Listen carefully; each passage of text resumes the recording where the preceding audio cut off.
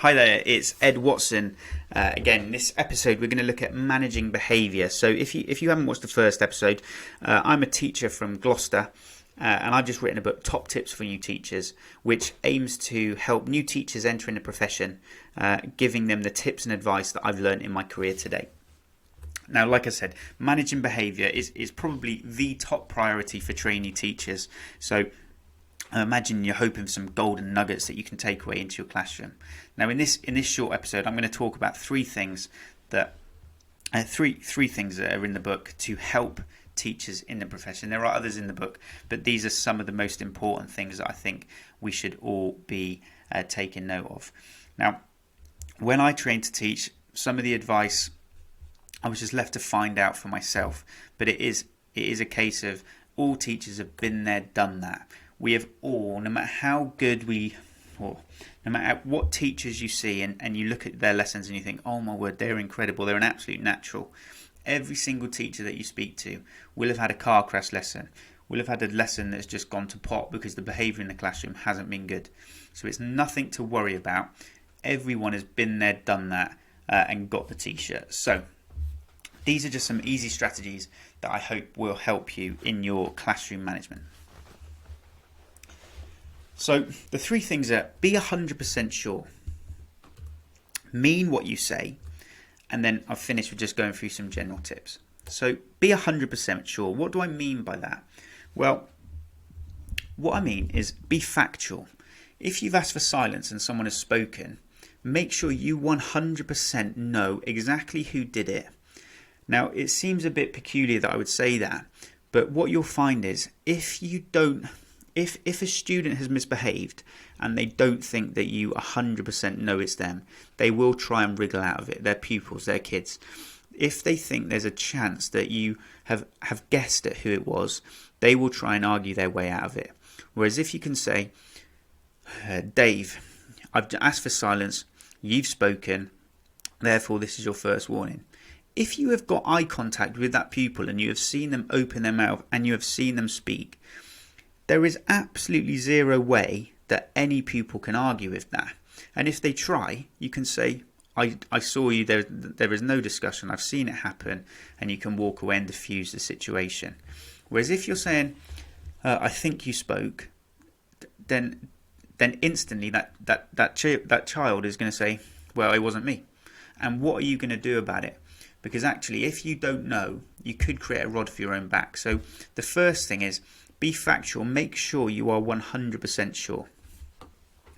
Now, in the book, I talk about ways that can help you be 100% sure. There's places that you can stand to widen your field of vision. There's ways you can write on the whiteboard to make sure that you don't miss someone misbehaving behind you. But we haven't got time to go through that just now. The second point is to be unemotional about sanctioning someone. Just because they've done something that you didn't like doesn't mean you have to take it personally.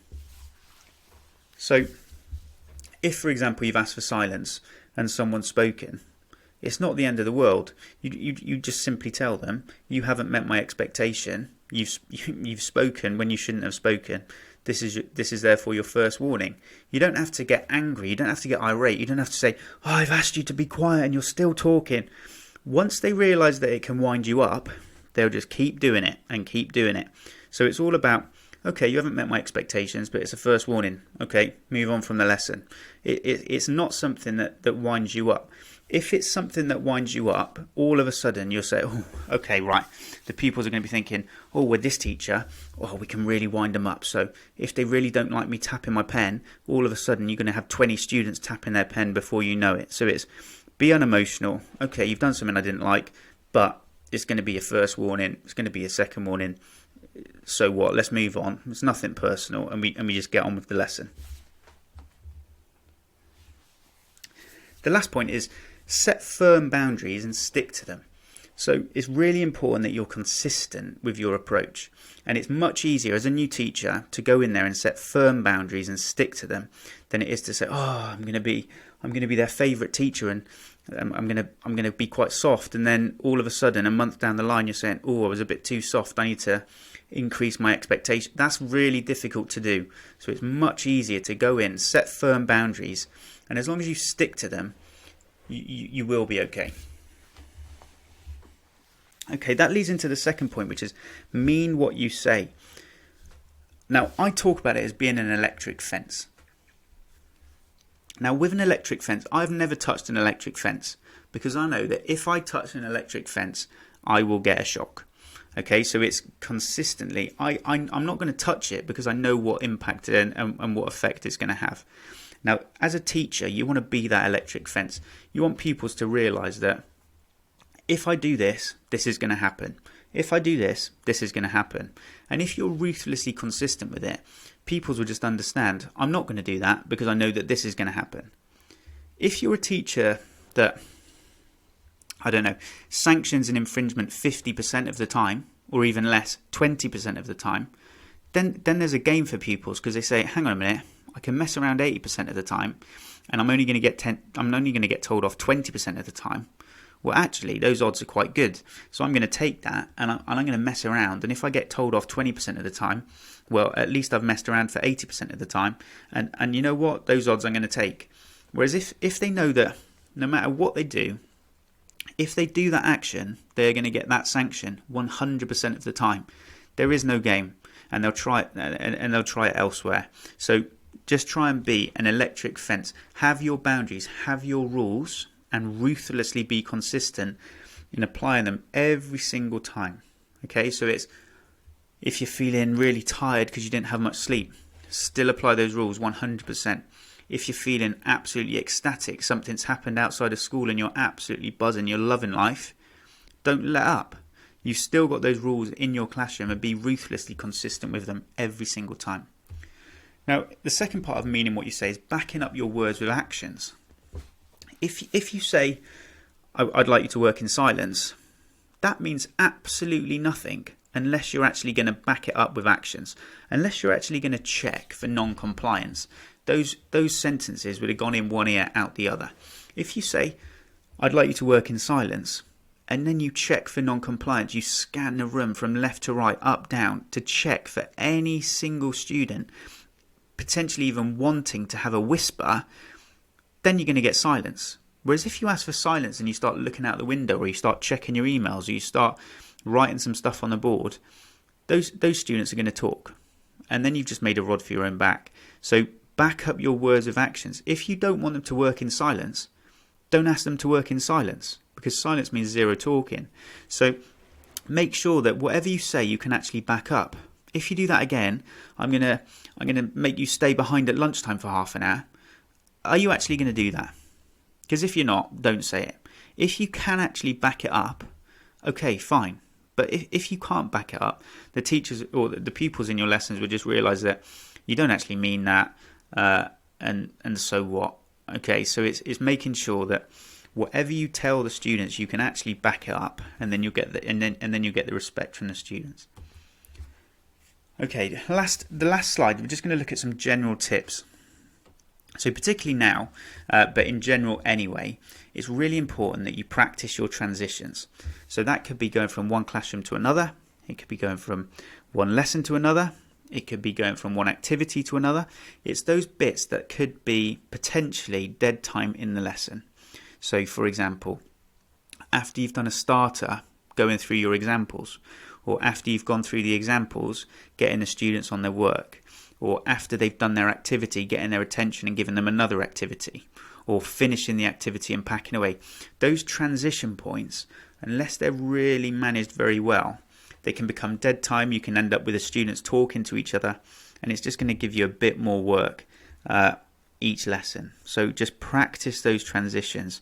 Create a routine that works with you within your school so that you know exactly what's going to happen at every single step of that lesson. Okay, right, after I've done the register, I'm going to get them to do this. Is that thing ready? Are my examples on the board? Have I got my PowerPoint loaded up?